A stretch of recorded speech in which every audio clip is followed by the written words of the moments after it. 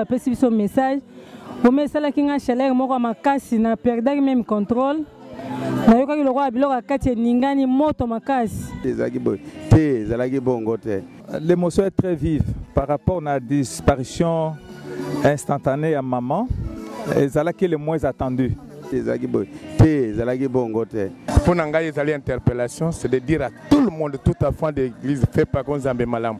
Où yazana kat, tout yazana libanda, que il est temps que Koufaoyo ait fait réfléchir moto la moto pour dire que la mort est réellement certaine et il peut prendre n'importe qui à n'importe quel moment et il faut toujours s'humilier sous la main puissante de Dieu. Voilà ce que je...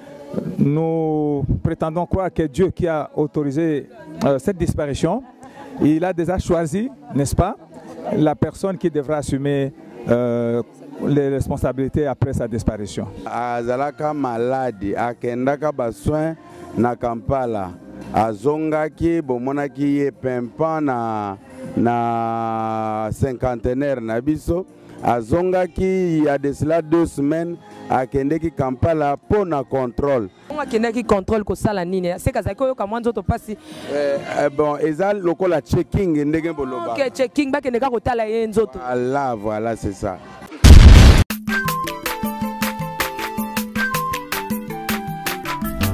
Azamwana motote po akosangai abongwa ni pete po awangana Nzambe ya le Nazarien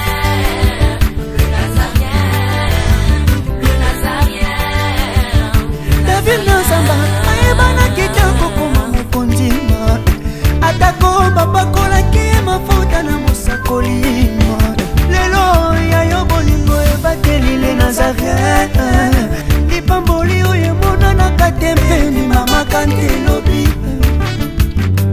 kola bien mapapu masope mafuta toko kesi ena elongo na Nzambe oyo babenga na makomi Jésus.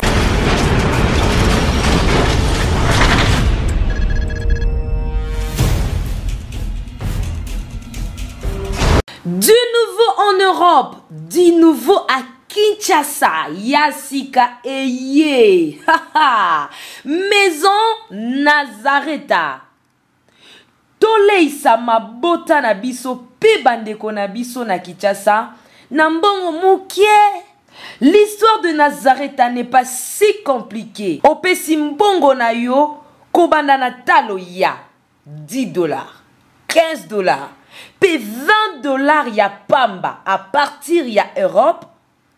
Bandeko na biso na Kinshasa ba récupérer biloko ya kolia na Kinshasa.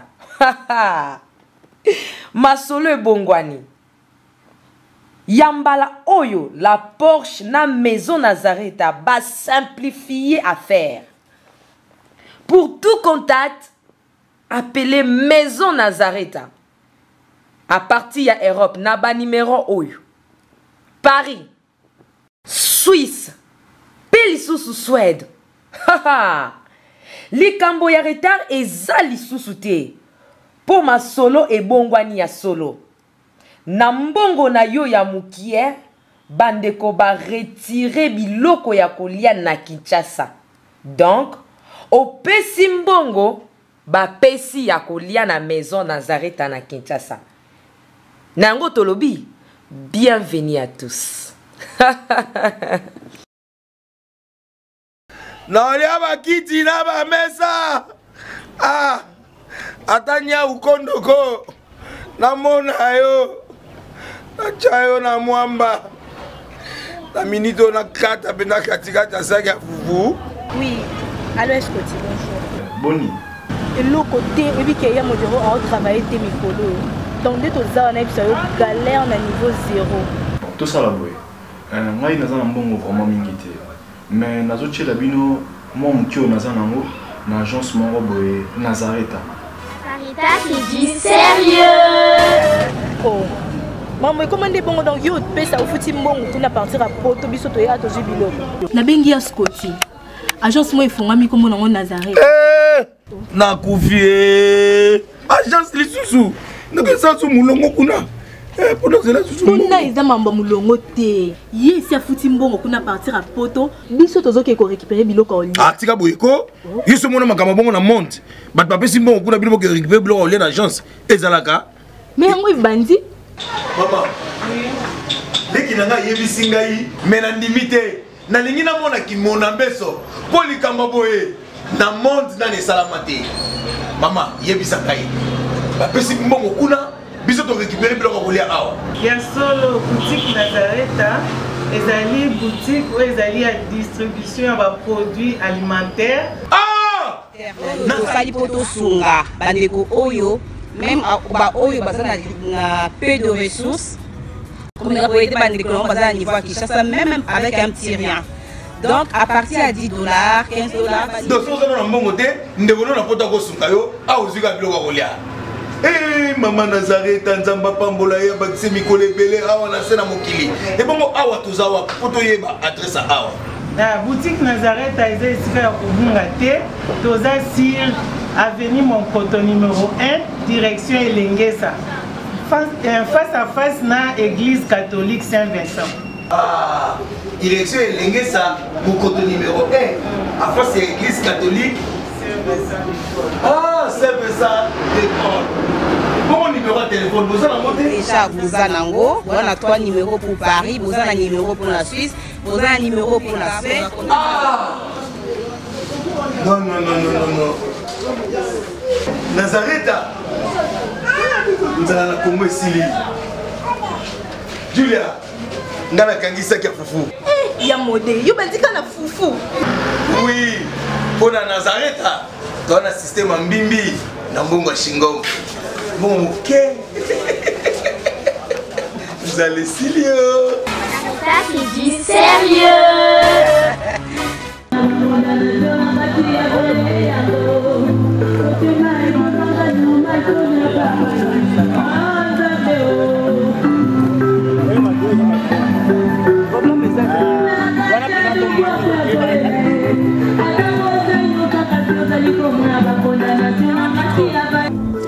Bonsoir, shalom, bien-aimés dans les Seigneurs, très chers fidèles téléspectateurs, vous tous qui êtes connectés sur le www.lenazraïentv.com. Je pense qu'on est ensemble avec vous, il n'y a pas de souci. Précisément na Kinkole, na résidence, il y a maman Paviku, il y a Tikibiso. Donc, Tozali Awa na Kinkole, il fait 21h. Donc, Tokiti pour que tu aies reçu la Nzambe na biso musala, pour que tu aies reçu la bino musala, parce que tu as le barato zaraba la misala na bino. Je pense que caméra soka kokozwa bozomo na comment est-ce que bana na Nzambe partout. Donc, baza déjà Awa, bazola la Awa. Donc, matin ezo salema déjà. Bazole la maman na ba honneur nion surtout déjà. Donc, sans pas beaucoup à dire, donc que les images parlent, malgré Moulili, malgré, donc il y a des gens, plein de gens, beaucoup de gens, Tikuna na suka bozomona, et Zana Batu, vraiment, je dis merci tout d'abord, na Basel Nzambo Bayambinga Awa, donc le révérend Roger, Oyambinga, Kalaming Tetoro Solo là, merci, je pense que Boyokaki, Sango, Bokomela Kibiso, Maman Tiffany, est-ce que c'est vrai? Est-ce que c'est vrai? Est-ce que c'est vrai? Alors, binono se bolanda biso partout dans le monde entier. Toroko tika la kimiate, yango to kiti pour que tout soit confirmation. Est-ce que c'est vrai ou c'est pas vrai? Mais néanmoins les images parlent. Donc néanmoins les images parlent. Donc cela prouve que c'est vrai. Mais il y a encore d'autres détails que nous pouvons avoir. Donc les détails et pas il y a au bazan habilité, il y a copié sa biso message en haut. Mais sans plus tarder, j'aimerais un peu passer le micro na bande komi balé misatu avant que tous soient responsables au photo solo la naie aye bisabiso na ba détail vraiment comment est-ce que makambo salema toujours na cadre ya kozana bino. Je ne sais pas, je peux commencer où? Merci beaucoup. Bonsoir maman. Bonsoir. Kombo na yonani? Kombo na maman Lucie. Oza osambelaka na Nzambe malamu? Osambela na Nzambe malamu na paroisse Masina 5 Papa Selam. Merci Tozo mon ami déjà bozali awa bozola la awa ba émotion na otango yokaki sango ya liwa ya maman et ça la ki ondengeni. Bon, nazalaki nasi parmi bato ba yambaki message ya liboso na kati église na Chwapa. Tozaki na mabondeli ya ba mama na kobondela na butu wana vers ba iner na pesi biso message. Bomé sala kinga chaleur moko makasi na perdaki même contrôle. Na yokaki lokwa biloko kati ningani moto makasi. Na kokaki ko supporta ngote. Sala inga pasi makasi po aza mama oyo. Aboti biso nyonso ki lelo toza boye za grâce à maman wana. Merci. Non, en tout cas, tu as collecté un micro, la moutounion sauté parce qu'il y a vraiment un monde ici, donc il y a beaucoup de gens. Mais Tozo, continuez. S'il vous plaît, papa. Bonsoir, bonsoir. Bonsoir, ma soeur. Shalom. Shalom. Comment vous allez? Je me porte bien. Mes condoléances. Merci, merci. Oui, merci beaucoup. Est-ce que tu as émotion par rapport à l'événement où il y a na famille chrétienne et ça libino ndengeni? Ma soeur, l'émotion est très vive par rapport à la disparition instantanée à maman. Et c'est là qui est le moins attendu. Pour nous, nous ne pouvons que glorifier Dieu parce que la Bible dit que rien ne peut nous arriver si cela n'est autorisé de la part de l'Éternel Dieu. Donc nous glorifions le tout haut pour ce qui est arrivé. Nous concentrons tous nos efforts pour pouvoir honorer la disparition de notre chère maman et que dans l'avenir, qui est l'amour, l'unité, la paix au sein de l'Église. Nous prétendons croire que Dieu qui a autorisé cette disparition, il a déjà choisi, n'est-ce pas, la personne qui devra assumer les responsabilités après sa disparition. Merci beaucoup. Mais donc tous les la maman n'a pas honneur ni surtout. Mais précisément bon, je crois que Toza aux entourages à 21h30. Toza na kinkole na lopango ya Thomas Aidi Nabala. Bisika Fandaki, ndeska matanga ya mama ezali. Merci beaucoup, nous continuons à marcher, chercher un peu les gens qui peuvent parler, dire un mot.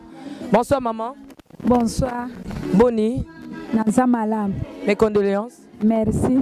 Okokyo lo bali loba moko pona liwa ya maman atiki bino bande kwazo la no na monde entier. Eza kaka pasi penza makasi na kati na motema toza kolela mama na biso reverend mama Amviko Ewadele na tiki biso penza na pasi makasi na kati na motema penza yango tozo lela ekaka wananda kuna kinkole. Merci. Donc pleurez avec ceux qui pleurent, réjouissez aussi avec ceux qui se réjouissent. C'est pas benga micro awa. Ok, donc bonsoir, bonsoir. Bonsoir, maman. Mes condoléances. Merci. Bande kobazo lando na monde entier, bete la biso na miso se fimbi yo mais il faut lo bakaka et ça là qui ondengeni. Ah maman, sali biso pasi komona ke biso ne to vanda na kati ya résidence na mama. Biso ne to sungaka bango na mwa misala ya kolamba ya cuisine donc ezo pesa biso pasi mama to zalaka na tout le temps ayo kotika biso ka sibitima boye donc epesi biso pasi makasi. Bino bosungaka ye sepelisa no bande ko bazolanda yo témoignage nini oziko pesa na mukuse ya mama oyo retena na mama ndenge bofanda kanena ndako. En tout cas mama to vanda kana malamu asungaka biso na ba conseil et conseil na kaka mingi alobela biso ke to simba musala nzambe to lembango te yango nde mutoke mema biso ti komonisa biso bokonza likolo. Bon témoignage neza kaka ke azaika malamu na batu ayeba ko yamba mama moko boboto ayeba ko vanda na batu azaki ko pona mutu te.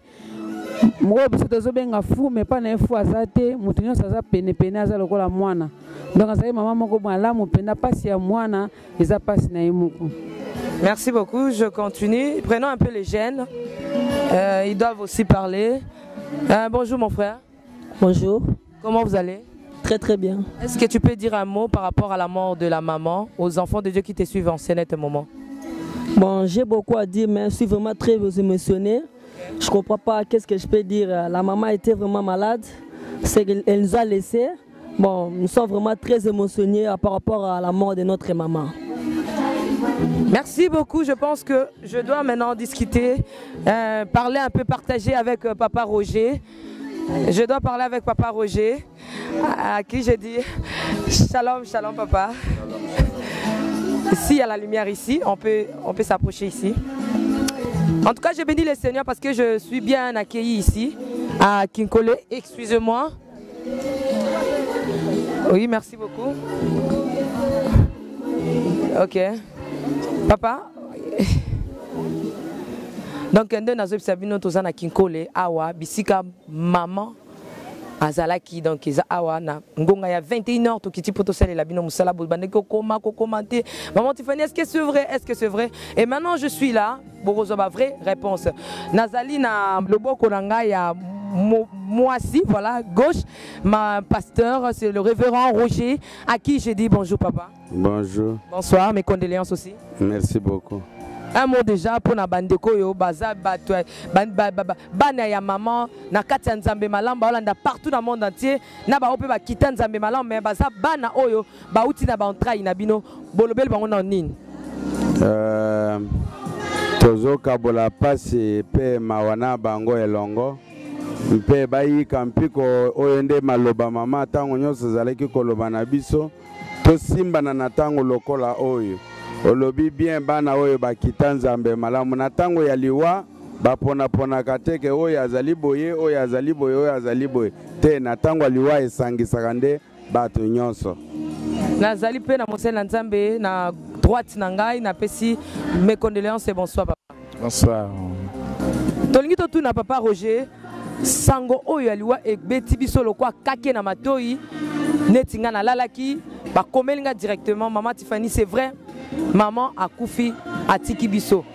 Na mekina tuna ba confirmer nga yango. Maladie toyo kite nini te, qu'est-ce qui s'est passé réellement papa Roger na mkuse? Effectivement maman azalaka malade akendaka ba soin na Kampala. Azongaki bomonaki ye pempa na cinquantenaire na biso. Azongaki il y a de cela 2 semaines akendeki Kampala pour na contrôle.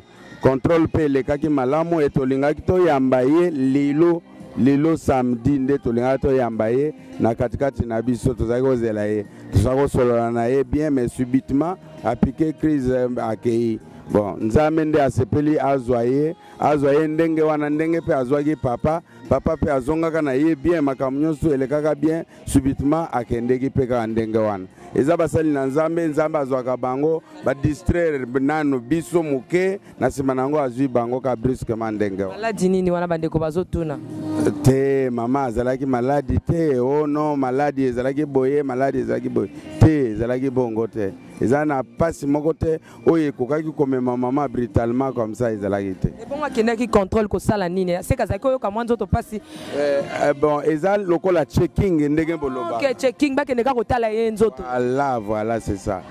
Ok, en tout cas ezali mawane to ba to milengele kaka donc oyebi ngonga te oyebi tango te donc ekomi tango sangwane kiteli bino na matoi bino bampaka ba sel na nzambe ebetaki ndenge na matoi na bino. Est-ce que vous s'attendaki nango? Est-ce que vous pensez qu'il peut un jour maman bokoyo kasanga modèle bon? Bon, réponse nangai ezali que lokola moto et lokola mosali na nzambe toyebi ke nyonso eza possible mais eloko na koli koloba kufa ya mama c'est une grande interpellation sur la foi chrétienne. Sur l'interpellation comment ce qui n'attendent la Bible vous trouverez que même mukolo yesu akufaka la Bible ezoloba na biso nini et Pilate na kaif bazalaka koyokana te eza ndenge olobaki ne bandeli mais mukolo pona liwana yesu Pilate na kaif babanda kesika moko ce qui toke na Ancien Testament okomona ke mukolo ya liwa ya Abraham Ismaël na Isaac bayaki sika moko pour kokunda tana bango. Pour ngai ezali interpellation, c'est de dire à tout le monde, tout enfant de l'église fait pas comme Nzambe malam ou yazana kati to yazana libanda que il est temps que kufa oyo et faire réfléchir moto la moto pour dire que la mort est réellement certaine et il peut prendre n'importe qui à n'importe quel moment et il faut toujours s'humilier sous la main puissante de Dieu. Voilà ce que je veux. Yo za nzambe malamu, yo utala nzambe malamu, obima na nzambe malamu. Ato obima tema, on mona ke ba descendance donc ce que to landi penda bien. Dans ba koko ya ba koko na yo ba utala nzambe malamu, total on penda bien parce que papa il dit na bal, c'est le père il y a église de réveil, donc l'église du réveil. Donc ce n'est pas seulement Nzambe Malam, mais maman Panviko, Azali, maman, il y a église de réveil à Congo. Il n'est pas seulement pour l'église Nzambe Malam. Là au moins il faut le souligner. Papa Tongi Totunayo, question Moussoussou. Comment vous avez se préparé? Mais quand on peut se dans un programme, c'est important parce que vous avez bien trop. Eza solo tozoko milengela pona tina na ba obsèque ya mama étape ya liboso ya munene penza ezali nano rapatriement ya corps na c'est-à-dire nzoto ezonga nano awa elongwa na Uganda ezonga nde na Congo epai na biso soki nzoto ezongi nde sika wapi tokokende kochaye na morgue tokoluka morgue moko ya malamu awa na kati na Kinshasa pona tina na kokende bomba nzoto ya mama en attendant toko koluka ndenge nini tokolela ye sika nini tokolela ye pe tobongisa milulu nyonso tango nzoto ya mama ekoya soki tosali programme o tokobengisa yo lisusu pe yo moko lokolo kubanda kozala nzinga na biso nde na moma wana nde tokoyebisa yo ke programme officiel ebimi tokolela ye sika boye ekozala mokolo boye tuy mokolo boye. Donc allez-y comprendre que vous avez un programme surtout non le loco et salamité. Non nous tozo lunga que corps ya maman et zonga nous na mboka na yemoko et le reste egoye bana si maman papa pour ni bokangi batwa. Est-ce que bat barovanda so qui des semaines rozala bon moi que bosala avant. Et ça avanté. Et ça avanté obi sika bolingo ezali. Durée ça n'a pas plaster. Ce qu'on a même la Bible, moi je vais toujours me référer à la Bible. Moïse va là qui pendant combien de jours? 40. Donc bato balemba quitter parce qu'ils ont manifesté cet amour, attachement wana. Oh yes là qui n'a bango. Et ce qui fait que ce qui te le but des semaines, c'est moins que ce qu'on a fait avec Moïse et les autres. Donc c'est là comme moko ezali ko la kisa bolingo nini attachement nini oyo bato bazana ngwa vers mosali na Nzambe. Révérend, est-ce que tolingi toye bana na Nzambe, est-ce que déjà bozui ba bo recevoir déjà ba inviter mususu oyo baza ya libanda to pe basala Nzambe mususu déjà ya mboka na biso parce que la famille Dinabal ezali famille oyo moboko ya christianisme faut to bandela koloba yango na histoire batu mususu ba histoire te oyebika histoire ka ya église na bino faut ba église ya réveil ya Congo. Donc, Matanga Oezali, il y a l'église du réveil, il y a Congo.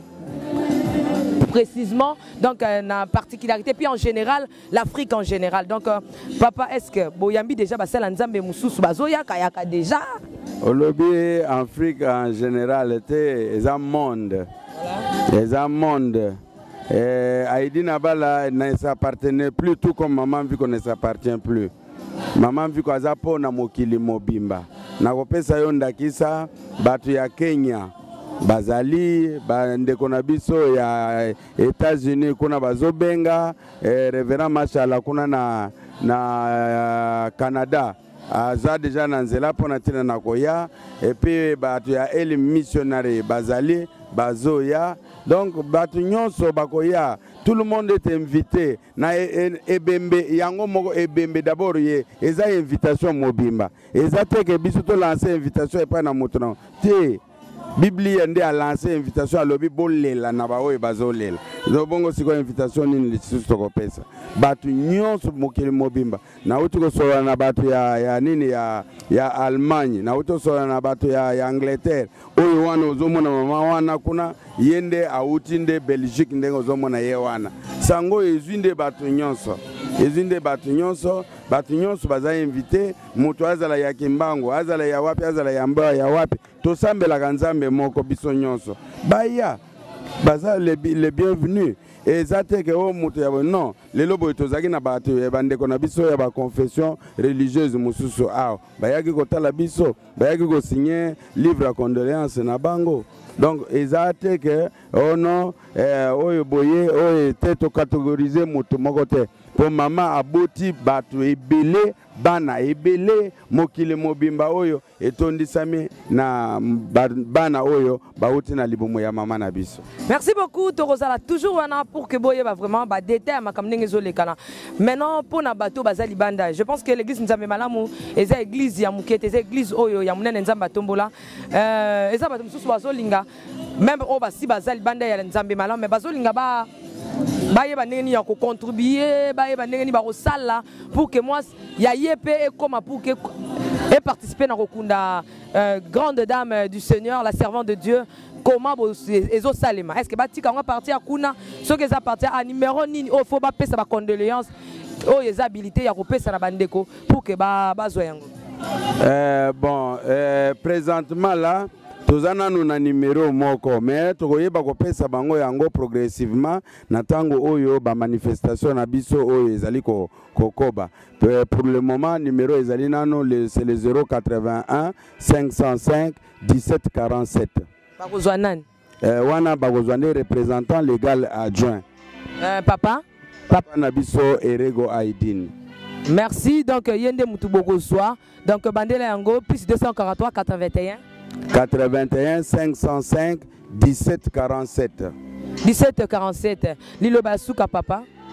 Lilo Basuka essaie à inviter Batonyos, Pandekonyos que Izana litomba ndenge Bible lobi kindeni sika na matanga et kopesa réflexion pour na imagination motawi kozala nango peut-être à partir de là mota mato mingi bakozala na bobangi na Nzambe pona koloba keno soki yake ibongonga. Je dois me préparer. J'invite tout le monde à la préparation parce que même si l'enlèvement n'est pas encore eu, mais la mort est là. La mort est là même si l'enlèvement n'est pas encore, même si Jésus ne retourne pas, sachez-le bien que la mort existe. Papa Lilobana Suka. Lilobana Suka ezali na kosenga na bana nyonso ya Nzambe. Pasteur auti koloba awa que la mort existe, il faut mutu nyonso ayeba yango bongo, mais pona tina na biso ba mususu oyo ya Nzambe Malamu na kosenga tango yo ezali tango to simbana na loboko.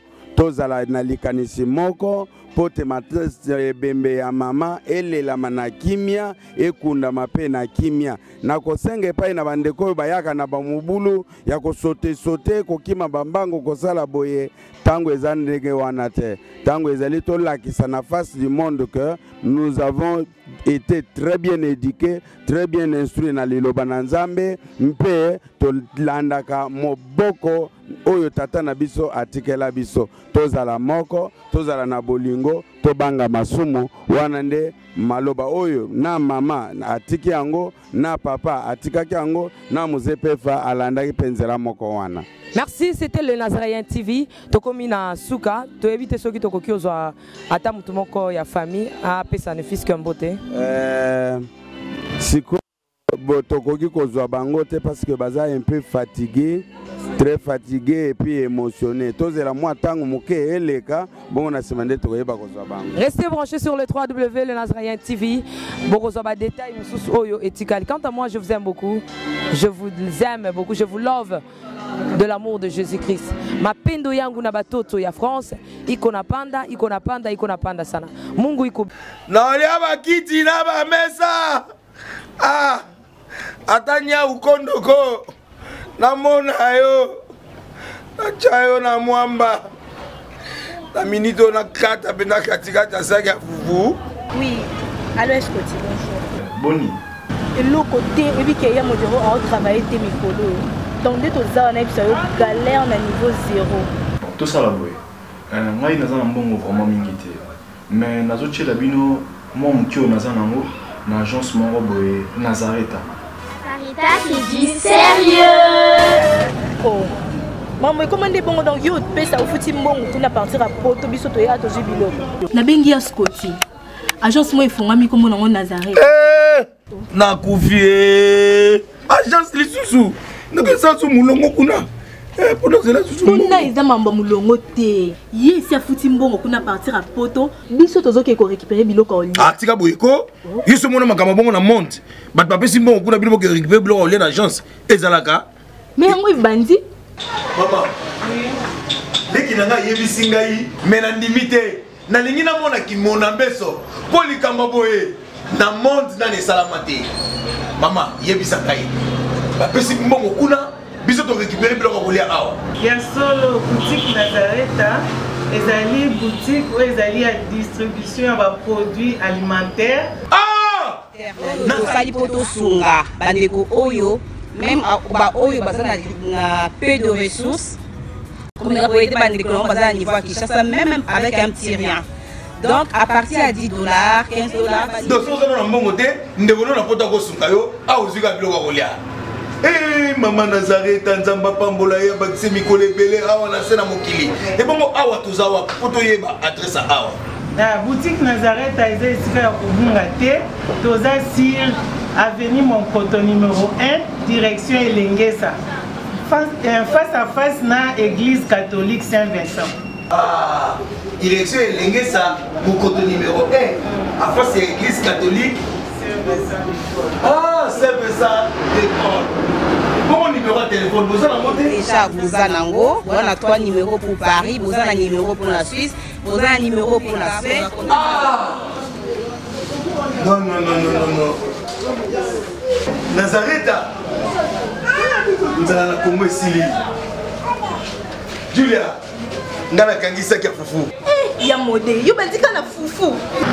Oui, pour la Nazareta, dans un système en bimbi, dans Bongo Shingo. Bon, ok. Vous allez Silio. Ça, c'est du sérieux. Bonjour bien-aimés dans le Seigneur, que le Tout-Puissant de Jacob vous bénisse. Nous voici encore une fois pour vous proposer un nouveau programme. Et donc chaque dimanche, sur le Nazaréen, vous suivrez le moindre de tous, l'évangéliste Roger Bach. En accord avec 2 Timothée chapitre 4, verset 1 à 2, je paraphrase. Je t'en conjure devant les hommes et devant Jésus-Christ qui doit juger les vivants et les morts. Et au nom de son avènement et de son royaume, prêche la parole. Nous vous apporterons, bien-aimés dans le Seigneur, le message qui est basé sur Jésus-Christ de Nazareth. Afin que soit accomplie la parole qui dit, montrez-nous seulement l'agneau, cela nous suffira. Et donc chaque dimanche, sur le Nazaréen, vous suivrez le moindre de tous, l'évangéliste Roger Bach.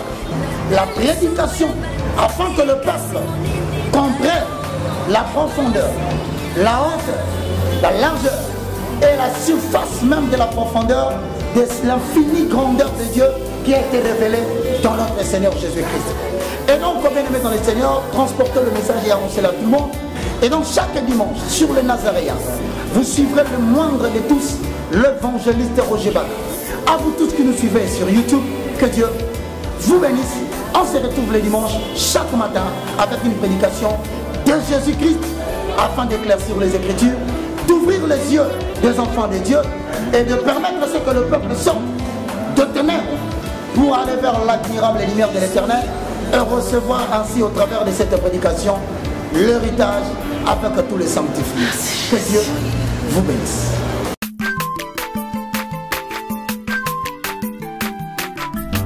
Azamwana motote po akosangai abongwani pete po awangata Nzambe ya le Nazarien, le Nazarien, le Nazarien. David Nzamba ayebana kitoko koma mokondima atako babakolaki mafuta na mosakolima lelo yayo bolingo ebateli le Nazarien lipamboli oyo emonanaka te mpeni mama kantelo